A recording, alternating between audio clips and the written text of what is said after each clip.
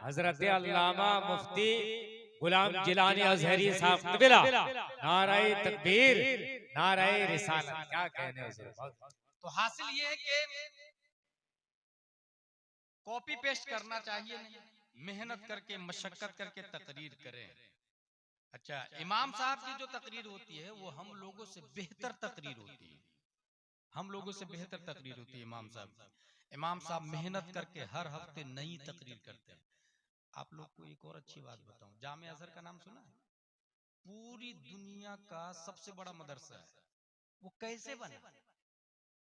भाई साहब, जामे अजहर एक मस्जिद है, मस्जिद में इमाम साहब दर्स देते थे। दर्स बहुत अच्छा लगता था। सुनने वाले 4 लोग 5 लोग हैं, वो 5 जाके 10 को लेकर के आए, 10 20 को लेकर के आए। इस तरह दर्स, इमाम का दर्स मशहूर हुआ तो दूर से लोग आने लगे। तो उनके रहने के लिए हॉस्टल बनाया गया, वही जामियातुल अजहर बना। समझ में आ गई? जामिया अजहर इस तरह से बना है। यहाँ पर इमाम साहब दर्स देते हैं तो इतने लोग दीन से दूर है कि बिल्कुल सुनने को तैयार नहीं। अच्छा, अगर कोई बाबा आ जाए और ये कहे, मशहूर हो जाए कि वो बाबा पानी पे भी चलते हैं और हवा में भी उड़ते हैं, और मैंने देखा है कि वो पानी में आग लगा दिए हैं, फिर देखे कितनी भीड़, पूरा झारखंड लाइन में लग जाता है। पूरा झारखंड लाइन में लगा हुआ, पानी में बाबा आग लगा दे। भाई साहब, पानी में आग लगाना करामत है ही नहीं। करामतुल वली अन यकून क़ौलुहु व फ़िअलुहु मुताबिक़न लिक़ौलिही व फ़िअलिही सल्लल्लाहु अलैहि वसल्लम। सबसे बड़ी करामत यह है कि उस वली की बात नबी की बात के मुताबिक हो और उसका काम नबी के काम के मुताबिक हो। यह सबसे बड़ा वली। समझे कुछ आप? अब अगर एक इंसान यहाँ पर एक बाल्टी पानी में आग लगा रहा और दूसरी तरफ एक इमाम साहब जो वक्त पर नमाज पढ़ता है, ये बाल्टी में पानी में आग लगाने वाले के पास भीड़ रहेगी, उसके पास भीड़ नहीं रहेगी। यही कयामत की निशानी है, यही तबाही का सबसे बड़ा राज है, यही बर्बादी का सबब है, और इसी को समझने की जरूरत है।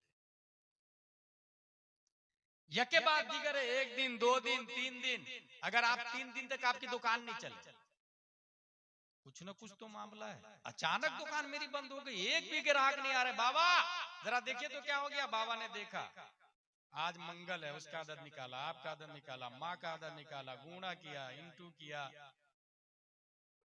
लगाया, 0 निकले तो ये है, 1 निकले तो ये है, 2 निकले, समय समय रजा से बता दिया। कुछ न कुछ तो है मामला भाई। अब इंसान परेशान है। उसके इलाज के लिए अगर वो आदमी सामने वाला करोड़पति है तो उसके हिसाब से पैसा ले भी लेता है। कभी आपने ये सोचा, हुजूर सल्लल्लाहु ताला अलैहि वसल्लम के घर में 3 दिन तक चूल्हा नहीं जला था। वो मस्जिद में जाके कज़ाए हाजत नमाज पढ़ रहे थे। ये इस्लाम, इसको समझने की जरूरत है। और आगे चले, इंसान अगर आज यके बाद दिगरे उसके बच्चे इंतकाल होने लगे, 1 बेटा 2 बेटा 3 बेटा, बाबा देखिए ना 3 बेटे थे मेरे, तीनों बेटे का इंतकाल हो गया। बाबा ने बोल दिया जो तुम्हारा जो पड़ोसी है ना, उसकी वजह से ये सब हो रहा है। लठ तलवार और नस्लों तक लड़ाई चलती रहेगी, तुम्हारी वजह से 3 बेटे मरे। मगर इस्लाम को पढ़ा होता तो ये देखता कि खुद हुजूर सल्लल्लाहु ताला अलैहि वसल्लम की यके बाद दिगरे 3 बच्चों का इंतकाल हुआ। भाई आप सुन्नत समझ के फेस करें ना। वलनब्लुवन्नकुम बिशैइन मिनल खौफ वल जूअ व नक्सिम मिनल अमवाल वल अनफुस वस्समरात वबश्शिरिस साबिरीन। कुरान कह रहा है कि सिर्फ कलमा पढ़ लेने से छुटकारा नहीं, आजमाइश होगी। और आजमाइश कैसे होगी? खौफ के जरिए, नक्शे माल के जरिए, नक्शे औलाद के जरिए, नक्शे रुपये के जरिए। वबश्शिरिस साबिरीन, और गुड न्यूज है उन लोगों के लिए जो सब्र करते हैं। इन्नल्लाह मअस साबिरीन। क्या इतनी बड़ी बिशारत कम है? अगर आपके यहाँ पर झारखंड में कोई आदमी हो जिसकी मंत्री के साथ में उठक बैठक हो, बहुत खुश होता आदमी मेरी मंत्री तक पहुंचे, उसके साथ में रहता हूं, मुख्यमंत्री तक हो और ज्यादा खुश, यूएनए का मेंबर हो और ज्यादा खुश, अक़वाम मुत्तहिदा का चेयरमैन के साथ अगर उठक बैठक है और ज्यादा खुश, क्योंकि नजरिया बेहतरीन ही अलग है।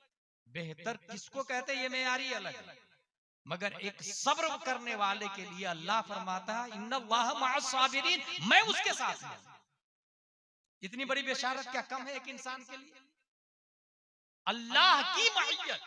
मैं एक और पॉइंट की बात यहां बता दूं, हजरत अबू बकर जो सबसे अफजल है ना, उसकी वजह मईयत मुस्तफा है।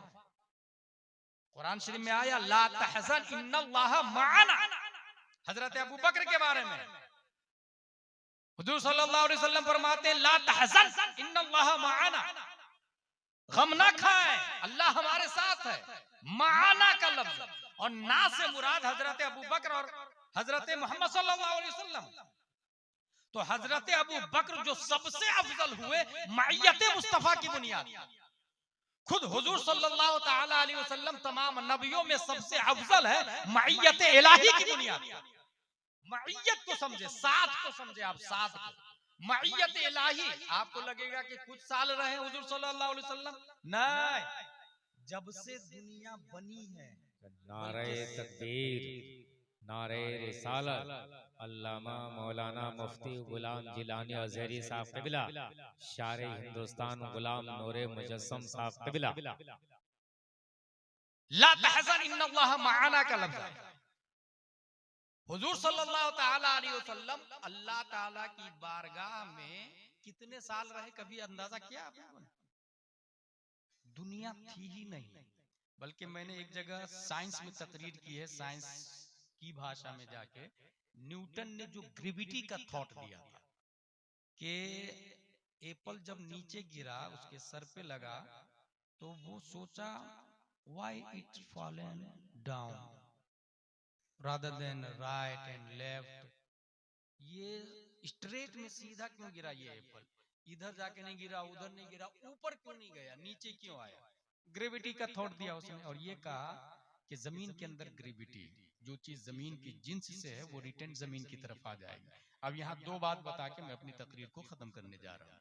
एक बच्चा 7 साल का है, उस बच्चे की तबीयत खराब होती है, बच्चा जाता है डॉक्टर के पास, डॉक्टर साहब मेरी तबीयत खराब है, चेक कीजिए। डॉक्टर साहब ने चेक किया, डॉक्टर अपने फ्रेंड के साथ बातें कर रहे थे कि न्यूटन ने जो ग्रेविटी का नजरिया दिया, क्या बिलियन थॉट दिया उसने, क्या बेहतरीन डिस्कवर्ड किया उसने, इतना हाई थॉट दिया उसने ग्रेविटी का, आज तक किसी को पता ही नहीं था। Father of science, Newton scientist. 7 साल का बच्चा बोलता है मैं न्यूटन की बात नहीं मानता। गौर कीजिएगा, 7 साल का बच्चा, वो 7 साल का बच्चा झारखंड का क्यों नहीं, वो 7 साल का बच्चा गादी का क्यों नहीं, वो आपके घर का बच्चा क्यों नहीं, वो आप क्यों नहीं? Should be noted this point, ये समझने की जरूरत है। 7 साल के बच्चे ने बोला मैं नहीं मानता न्यूटन की बात। डॉक्टर ने कहा भाई उम्र 7 साल की है, बात इतनी हैवी कर रहे हो, तुम्हारे पास क्या प्रूफ है कि न्यूटन गलत बोल रहा है? उसने कहा कि जमीन के अंदर ग्रेविटी होती है, अगर न्यूटन की बात सही है तो जमीन से 2 पत्थर उठाएं, एक का वजन 1 किलो, एक का वजन 1/4 किलो, और दोनों को 1 मीटर ऊपर लाके छोड़े। अब देखे पहले कौन गिरता है। अगर जमीन के अंदर ग्रेविटी है तो पहले 1/4 किलो को गिरना चाहिए। क्यों? इसलिए कि इस 1/4 किलो की बनिस्बत 3 पाव इस 1 किलो में ज्यादा है, तो इसके अंदर भी तो ग्रेविटी का मात्रा ज्यादा आया बनिस्बत 1/4 किलो की, तो ये भी जमीन को अपनी तरफ खींचेगा 1 किलो वाला। इस खींचा खींची में 1 किलो वाला सलौली सलौली गिरेगा, 1/4 किलो वाला फास्टली गिरेगा, मगर ऐसा होता नहीं। इसका मतलब न्यूटन का नजरिया बातिल। डॉक्टर कंफ्यूज हो गया, बातें कितनी हैवी कर रहा है यार, 7 साल का बच्चा। बेटे बेटे तुम्हारी बात में दम है। दरअसल मसला यह है कि हम जिनसियत की बुनियाद पर जमीन अपनी तरफ खींच लेती है। हम जिनसियत वजह है और रीजन है। 7 साल का बच्चा बोलता मैं इस बात को भी नहीं मानता कि हम जिनसियत किसको कहते हैं? मर्द मर्द की जिन्स है जैसे। 7 साल का बच्चा बोलता ये भी गलत है। कहा कैसे? कहा एक इमाम होता है मुसल्ले पर अकेला, उसके पीछे मुक्तदी हजारों होते हैं उसी की जिन्स से। सही है, मर्द मुक्तदी हजारों उसी की जिन्स है। याद रखे हमारे यहाँ मस्जिद में नमाज पढ़ना औरतों के लिए जायज नहीं। अभी एक बहुत बड़ा तबका चल रहा है अहले हदीस का, और वो तबका औरतों को भी मस्जिद में ले जा रहा है और ये करे कि ना नबी के जमाने में मस्जिद में औरतें जाती थी। इसमें कोई शक नहीं है कि नबी के जमाने में जाती थी, इसमें कोई शक नहीं, नबी के जमाने में जाती थी। लेकिन जिस जमाने में औरतें जाती थी उस जमाने में हजरत अबू बकर, उमर, उस्मान, अली हुआ करते थे। ठीक है। हजरत उमर की हुकूमत जब आई और ये देखा कि कुछ गड़बड़ी हो रही है, उन्होंने पाबंदी लगा दी, कोई औरत मस्जिद में नहीं जाएगी। औरतों ने जाके शिकायत किया, उस जमाने की सबसे बड़ी मुफ्तिया और मुजतहिदा खातून हजरत आयशा सिद्दीका रदियल्लाहु ताला अन्हा थी। शहनवाज भाई, सबसे बड़ी मुजतहिदा कौन थी खातून में? हजरत आयशा सिद्दीका। बड़े बड़े लोग फतवा पूछते थे उनसे मसला पूछने के लिए औरतें गई। देखिए ना, हजरत उमर ने मना कर दिया, हम लोग नबी के जमाने में जाते थे। हजरत आयशा मुजतहिदा थी। मुजतहिदा का मतलब ये होता है कि जो चीज जाहिरन न हो वो अपनी तरफ से उसी इबारत की रोशनी में अपनी तरफ से हुक्म बयान करे, उसे मुजतहिदा कहा जाता है। कुरान और हदीस की रोशनी में सराहतन कुरान और हदीस में ना हो, मगर अपनी तरफ से मसला बताए कुरान और हदीस की रोशनी में, उसे मुजतहिदा कहा जाता है। हजरत आयशा को पता है कि नबी के जमाने में औरतें जाती थी, उसके बावजूद हजरत आयशा का इस्तेहाद देखे, उम्मुल मोमिनीन के इस्तेहाद पर हजारों गुलाम जिलानी कुर्बान और सलाम उन पर। वो फरमाती हैं कि अगर आज नबी देखते इन हालतों को तो नबी भी मना कर देते औरतों को मस्जिद में आने से। इसका मतलब ये हुआ उमर का रोकना नबी का रोकना। उमर का रोकना किनका रोकना हुआ? हुजूर सल्लल्लाहु अलैहि वसल्लम का रोकना। इन बेवकूफ अहले हदीस को ढंग से इबारत खानी नहीं आती और ये कहते कि ना हजरत उमर ने रोका, ना नबी ने तो नहीं रोका ना, तो नबी ने नहीं रोका इस वजह से हम औरतें जाएंगे मस्जिद में, उनका ये कहना है। हजरत उमर रज़ियल्लाहु ताला ने पाबंदी लगा दी और हम लोगों की दलील ये है कि हजरत उमर की पाबंदी लगाना नबी का ही लगाना है, क्योंकि नबी ने खुद फरमाया अलैकुम बिसुन्नती व सुन्नती खुलफाए राशिदीन माना अलैहि अल-यौम व असहाबी, जो मेरा तरीका और सहाबा का तरीका है। और फितने की वजह से रोका, मस्जिद में जाने से फितने की वजह से रोका। क्या अहले हदीस की मस्जिद में फितना नहीं होता? कितने फितने होते हैं, ये जाके नमाजियों से पूछे, वो बताएंगे कितनी हरामीपंती करते हैं वो, कितनी नालायकियां करते हैं वो, कितनी बदतमीजियां करते हैं वो। जब एक इंसान मस्जिद के बाहर, एक इंसान, मैंने अभी बताया सेल्फी उम्रा करने जाने वाले सेल्फी ले रहे हैं, उसमें बड़े बड़े शायर नादखा और मौलाना दाखिल है। मदीना शरीफ में जाके, मक्का शरीफ में जाके, तो फिर झारखंड की मस्जिद में औरतें जाएगी तो गुनाह नहीं करेगी? फितने की बुनियाद पर रोका गया, फितने की बुनियाद। मजार शरीफ पे जाने से रोक दिया गया भाई, मजार शरीफ पे भी जाना अलाउ नहीं औरतों को। अब सोचे, हजरत उमर ने मस्जिद में जाने से रोक दिया, तो जो लोग अपनी औरतों को मजार पे ले जाते हैं, क्या वो सही काम करते हैं? इसलिए तबाही है, ये समझने की जरूरत। बहुत शौक से हम अजमेर शरीफ जाते हैं, बीवी को ले जाके, बेटी को भी ले जाके, सब पूरी फैमिली के साथ अजमेर शरीफ। कहां लिखा भाई? किसने बोला इस्लाम ये है? अपने इस्लाम से दूरी की बुनियाद पर हम करें काम, गलतियां हम करें और बदनाम इस्लाम हो रहा। आज वो अजमेर शरीफ को टारगेट कर रहा है, मुखालिफिन टारगेट कर रहे हैं, वो आप सब जान। हकीकत ये है कि ये दरअसल एक इशू बनाना है, वरना अजमेर शरीफ क्या पूरा हिंदुस्तान किसी के बाप की प्रॉपर्टी नहीं, बल्कि मेरे ख्वाजा गरीब नवाज रज़ियल्लाहु ताला अन्हु का हिंदुस्तान। और हिंदुस्तान की हुकूमत ख्वाजा को प्यारे मुस्तफा ने अता फरमाई, और प्यारे मुस्तफा जब हुकूमत दे दे तो फिर कौन माई का लाल होता है छीनने वाला? भाई मैं पूरे भारत की बात कर रहा हूं, ख्वाजा की हुकूमत कयामत तक रहेगी, कयामत तक रहेगी, इशू बनता रहेगा। और ये सजा है उन लोगों की जो दीन से दूर है, जिन्होंने पढ़ना लिखना छोड़ दिया, जिन्होंने कुरान शरीफ की तिलावत छोड़ दिया, अखलाक मुस्तफा को छोड़ दिया। नतीजतन जो हालात है वो हम सब देख रहे हैं। हासिल ये कि अहले हदीस बड़ा तबका कहना है कि नहीं, औरतें भी मस्जिद में नमाज पढ़ेगी। हजरत उमर फारूक आजम रज़ियल्लाहु ताला ने रोक दिया। आज हमारे यहाँ औरतें मस्जिद में नहीं होंगी। एक इमाम है मर्द, उसके पीछे हजारों मुक्तदी मर्द उसी के जिन्स का। 7 साल का बच्चा क्या कहता है कि अगर हम जिनसियत की बुनियाद पर जमीन खींच लेती है तो इमाम अकेला है मुसल्ले पर, उसको मुक्तदी में चिपक जाना चाहिए, मगर चिपकता नहीं है। इसका मतलब न्यूटन का नजरिया बात। डॉक्टर और घबरा गया कि भाई इतनी भारी दलील दे दिया यार इसने कि इमाम मुक्तदी में चिपक नहीं रहा, इसका मतलब न्यूटन का नजरिया बातिल कि हम जिनसियत की बुनियाद पर ग्रेविटी।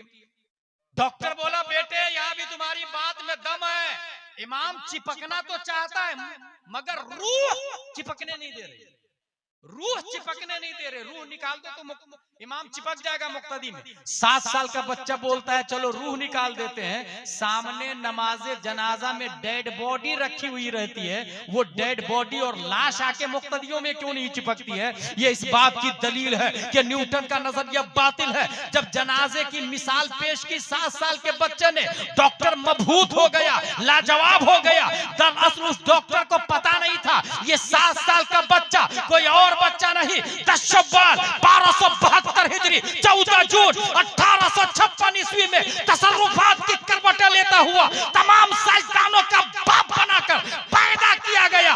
इमाम अहमद रजा खान, सुन्नियों की आन बान शान, आला हजरत रज़ियल्लाहु ताला अन्हु, अल्लाह तबारक व तआला ने उनको मुजद्दिद बना के पैदा किया है। और जो मुजद्दिद होता है वो कमा हक़्क़हु नाइब अंबिया होता है, दौर के हर सवाल का जवाब देना होता है। इसलिए पैदाइश से लेकर इंतकाल तक न्यूटन आए उसका जवाब, आइंस्टाइन आए उसका जवाब, केपलर आए उसका जवाब, सरकाली आए उसका जवाब, बैरिस्टर आए उसका जवाब, मैथमेटिक्स उसका जवाब, वहाबिया उसका जवाब, दयाबना उसका जवाब, अहले हदीस उसका जवाब। बल्कि जो किताबें लिखी है मेरे रज़ा ने, कयामत तक हर फिरक़े बातिला के ताबूत पे आखिरी कील ठोकने के लिए फतावा रज़विया काफी। नारे तकबीर, नारे रिसालत, मसलक आला हजरत मुफ्ती गुलाम जिलानी अज़हरी साहब क़िबला, नारे तकबीर, नारे रिसालत। बहुत मेरे भाई, या आला हजरत रज़ियल्लाहु ताला 7 साल की उम्र में साइंस का जनाजा निकाला। हम लोग मोस्टली ABCD के पीछे पड़े हुए और 99% लोग अपने बच्चे को भेज रहे हैं। यकीनन जायज है, मगर दीन को कौन सीखेगा, दीन को कौन समझेगा? बेहतरीन प्लेटफॉर्म, जैसा कि मैंने बताया जामिया अज़हर दर्स से इतना बड़ा बन गया है। बेहतरीन प्लेटफॉर्म मकतब। मैं ये नहीं कह रहा कि दारुल उलूम में नाम लिखाना फर्ज वाजिब है, जाके अल्लामा ही बना है, लेकिन मकतब में तो कम से कम दीन सीखने के लिए भेजे भाई। आपके इमाम साहब मकतब लगाते हैं, सुबह शाम बैठते हैं, अपने बच्चे को भेजने के लिए इंसान तैयार है। अच्छा, फिर तमन्ना करता है कि कब हालात अच्छे होंगे हमारे गांव के, हमारे एरिया के।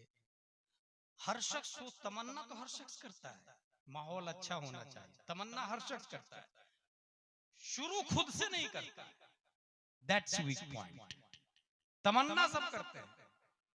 अगर अरबी का एक शेर है, लौ काना हादल इल्मु युद्रकु बिलमुना मा काना यबकी फिल बरिया जाहिदू।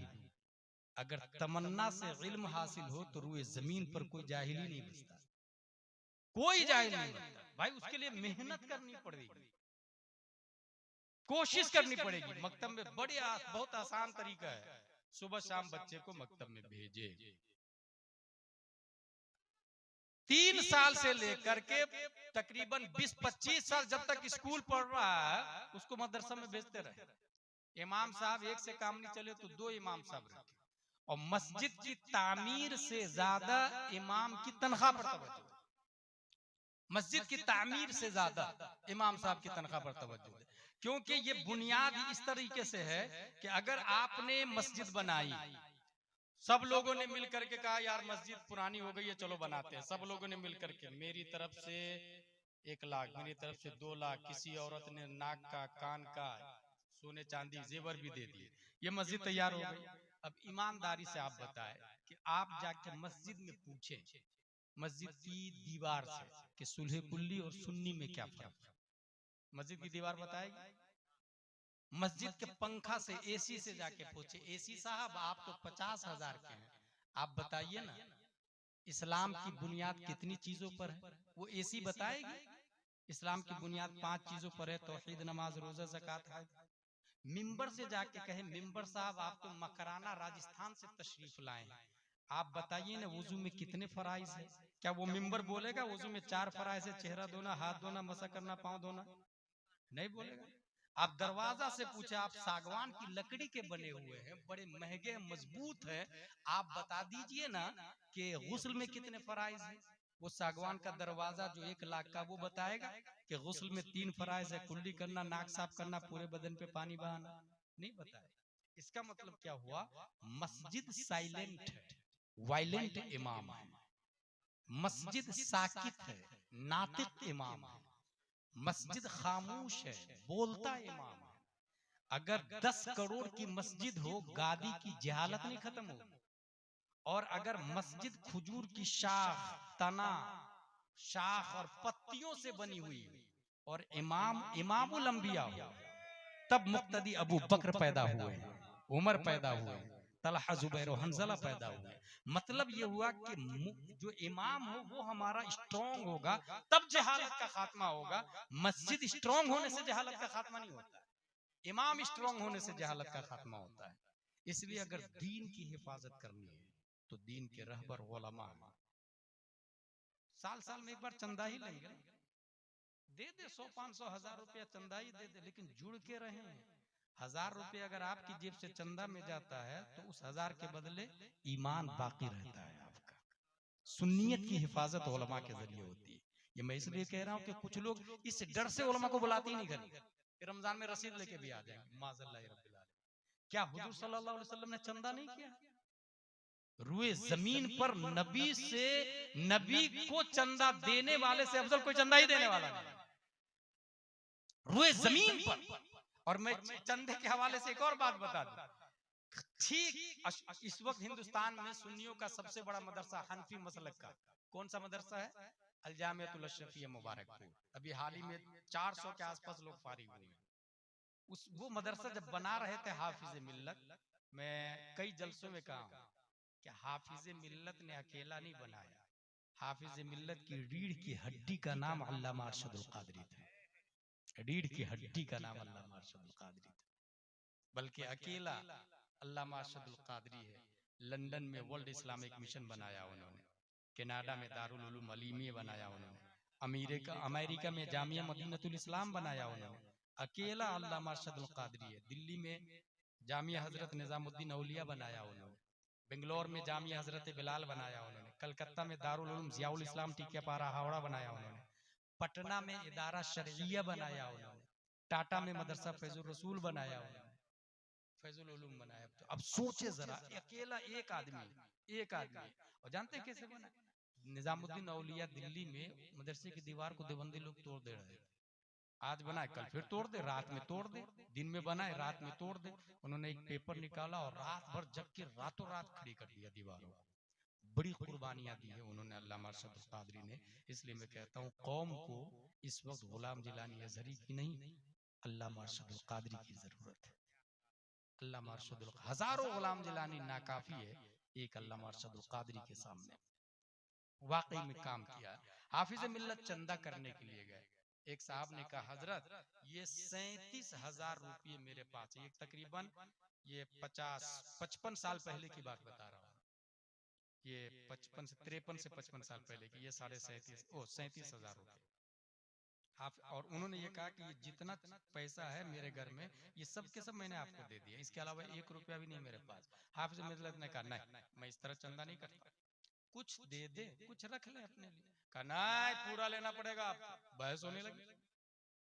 जानते हैं वो बंदा क्या दलील देता है? जब नबी ने चंदे का ऐलान किया था और अबू बकर ने बटन तक काट के दे दिया था, तो नबी ने इनकार नहीं किया था।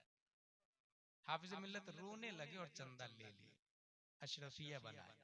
कुछ दिनों के बाद में उस चंदा देने वाले अंसारी की बीवी की तबीयत खराब हुई। बीवी को डॉक्टर के पास ले गए। वो पुड़िये वाली दवाई नहीं आती थी पहले, सब कुछ उसी में दे देते थे, वो डोज बना के दे दिया उन्होंने। और पैसा बना 5 रुपए का बिल, चेकिंग फीस भी और मेडिसिन फीस भी। उस अंसारी ने कहा कि हजरत इसको, डॉक्टर साहब इसको लिख लीजिए, मैं बाद में दे दूंगा, मेरे पास पैसे नहीं। कहा अच्छा। हाफिज जी को, हाफिज साहब को देने के लिए 37,000 रुपये थे, बीवी के इलाज के लिए तेरे पास 5 रुपये नहीं है?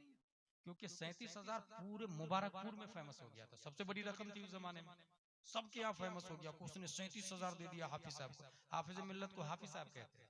और हाफिज अब्दुल रऊफ बलियावी को हाफिजी कहते हैं। हाफिज अब्दुल रऊफ बलियावी वही है जिन्होंने फतावा रज़विया को इस शक्ल में लाया।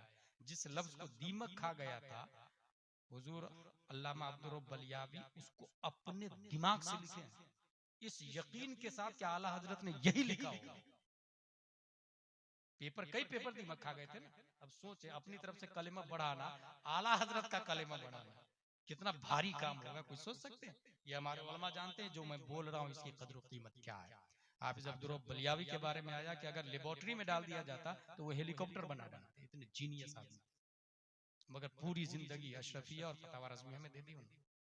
और आज लोग जानते भी नहीं कि कौन है हाफिज अब्दुल रऊफ बलियावी साहब। कोई फातिहा कराने वाला नहीं। और खतीबों के आगे मुफ्ती लिखने वाला, मुनाजिर लिखने वाला, न जाने वो 50,000। अच्छा, जाहिल खतीब को 60,000 दे रहे, कमाल की बात है। पढ़ा लिखा खतीब को 20,000 25,000 देने को तैयार है। मुफ्ती अख्तर हुसैन साहब को ढंग से नजराना नहीं देते लोग। अल्लामा साहब खुद कई जगह बोले कि मुझको किराए का पैसा भी नहीं दिया। हुजूर मुहद्दिस कबीर हमारे उस्ताद है, उन्होंने कहा। मगर जो जाहिल खतीब है, तकरीर अच्छी करते हैं, उसके आगे मुफ्ती लगा हुआ है और लोग 60,000 50,000, फ्लाइट का टिकट छोड़ के 35,000 रुपए। यह हाल है तो क्या होगा? सोचे आप जरा इस बात। उन्होंने कहा डॉक्टर के इलाज के लिए तेरे पास 5 रुपए नहीं, हाफिज साहब को देने के लिए 37,000 रुपए। बस ये सुनना था। गैरत ईमानी के गाल पे जोरदार थप्पड़ पड़ता है, मेडिसिन को डॉक्टर के टेबल पे फेंकता, बीवी की कलाई पकड़ता। चल, अब तेरा इलाज डॉक्टर नहीं, हाफिज मिल्लत की दुआ से तेरा इलाज। नारे तकबीर, नारे रिसालत, फैजाने हुजूर हाफिज मिल्लत, नारे तकबीर, नारे रिसालत। मेरे भाई, तो ये जो चंदा के जरिए अगर आपने मस्जिद बनाया, तो मस्जिद स्ट्रॉन्ग करने से ज्यादा जरूरी है कि इमाम को स्ट्रॉन्ग करे। एक इमाम से काम नहीं चले तो 2 इमाम रखे, तवज्जो से सुने, तकरीर से पहले मस्जिद में पहुंचे, तकरीर से पहले मकतब पे ध्यान दें। इदारे में, दारुल उलूम में जाना फर्ज वाजिब नहीं है। इलाके में एक ऐसा आलिम जो जरूरत के मसाइल अज खुद बगैर किसी की मदद की किताबों से निकाल ले काफी है। बाकी लोगों को जरूरियात दीन का जानना फर्ज है, वो मकतब से पूरा करे। क्या आप लोगों ने नहीं सुना मुस्कान के हिजाब के मामले में? क्या आपने ये नहीं सुना कि स्कूल में यूनिफॉर्म पहन के जाना जरूरी है? अब नकाब वाली नकाब पहन के नहीं जाएगी। ये नकाब अपने बदन से किसने उतरवाया? हमने। क्योंकि स्कूल आपकी दौलत एफडी की शक्ल में पड़ी हुई है, 4-5 बिल्डिंग है, मगर इतनी तौफीक नहीं कि अपनी स्कूल खोले, अपना कॉलेज खोले, अपना हॉस्पिटल खोले। अगर अपनी स्कूल होगी तो अपना यूनिफॉर्म होगा ना। और अपने यूनिफॉर्म में औरतों के लिए नकाब रखेंगे और लड़कों के लिए कुर्ता पजामा टोपी रखेंगे। कौन रोकेगा आपको? इसकी तौफीक किसी को नहीं होती। सब अपनी अपनी दुनिया में। ये याद रखिएगा, अपनी जीवन जीना ये कुत्ता बिल्ली छछुंदर का काम है। अल्लाह व रसूल के लिए जीना ये मुस्तफवी सुन्नत है। ये अबू बकर, उमर, उस्मान और अली का काम है। ये इंसान का काम है। नबवी जिंदगी, नबी के तरीके पर जीना। मुझे यकीन है कुछ बुनियादी बातें मैंने आपको कही है जिससे आप स्पिरिचुअल ऑफ इस्लाम को समझेंगे। और खुसूसन ढोंगी बाबा से 100 किलोमीटर दूर रहे, बहुत इस्लाम को बर्बाद किया उन्होंने। अच्छा, हमारे शहनवाज भाई चले गए, उन्होंने एक और अच्छी बात कही है कि स्टेज को शोरा से ज्यादा कम पढ़े लिखे खतीब और सुलेकुली खतीबों ने नुकसान पहुंचाया है, और समाज में कव्वाल से ज्यादा ढोंगी बाबा ने इस्लाम को नुकसान पहुंचाया है। कैसे? एक एग्जाम्पल दे दूं आपको। बाबा बैठा हुआ रूम के अंदर, रूम के अंदर बाउंड्री वाल है चारों तरफ से, उसका गेट है, एक गेट, गेट पे वॉचमैन बैठा हुआ है, और बीच में एक रूम है, रूम में मसनद लगा के बाबा साहब बैठे हुए हैं। उस रूम के 4 दरवाजे हैं, number 1, number 2, number 3, number 4। Watchman gate पे बैठा हुआ, बाउंड्री वाल है याद रखिएगा, मेन गेट पे वॉचमैन बैठा हुआ। वॉचमैन पूछता है क्या हुआ? जवाब, तकरीबन 3 साल से बच्चा नहीं हो रहा, गेट नंबर 1 से जाइएगा। गया। दूसरा आदमी कस्टमर, क्या हुआ? बोले वो भूत लग रहा है, गेट नंबर 2 से जाइएगा। तीसरा आदमी, मैं दुकान कुछ खोलता हूं मगर कामयाब नहीं हो पाता हूं, गेट नंबर 3 से जाइएगा। बाबा देखते ही जो गेट नंबर 3 से आया, अच्छा आपकी दुकान नहीं चल रही है, कामयाब नहीं हो पाते हैं आप। सामने वाला सोचता है यार इनको कैसे पता चला, समझ गया आप? सामने वाला क्या सोचता है, इनको कैसे पता चला यार कि मेरी दुकान नहीं चल रही। बाबा बहुत पहुंचा हुआ भाई साहब, वो गेट नंबर 3 का कमाल है। वो जो वॉचमैन ने बोला ना गेट नंबर 2 से जाना, वही गेम हो गया आपका। और पब्लिक समझती कि नहीं बाबा बहुत बड़े हैं। क्या हमारे गौसे आजम का ये फरमान काफी नहीं, करामतुल वली अन यकून क़ौलुहु व फ़िअलुहु मुताबिक़न लिक़ौलिहि व फ़िअलिहि सल्लल्लाहु अलैहि वसल्लम, अल इस्तिक़ामा फ़ौक़ल करामा, शरीयत पर कायम रहना ये सबसे बड़ी करामत है। आप अगर मुरीद हो तो ये देख ले कि कुर्ता पजामा टोपी के साथ साथ में शरीयत का पाबंद है कि नहीं, नमाज पढ़ता है कि नहीं, गाली तो नहीं देता किसी को। ये बुनियादी उसूल हैं, बुनियादी चीजें हैं जो आपको मस्जिद में अपने इमाम से सुनने को मिलेगी। अल्लाह तबारक व तआला हम सबको कुरान शरीफ, हदीस शरीफ, फिक्र शरीफ पढ़ने, समझने, अमल करने की तौफीक अता फरमाए। वमा अलैना इल्लल बलाग। अस्सलामु अलैकुम।